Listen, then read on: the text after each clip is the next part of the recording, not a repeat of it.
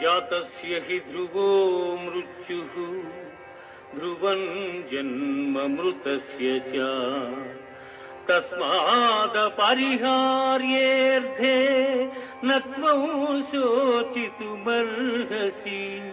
न त्वं शोचितुमर्हसि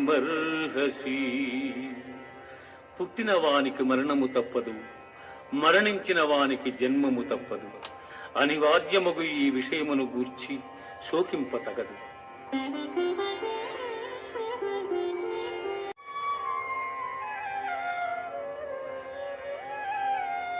జాతస్య హి ధ్రువో మృత్యుః ధ్రువం జన్మమృతస్య చ తస్మాదపరిహార్యేऽర్थे न त्वं शोचितुमर्हसि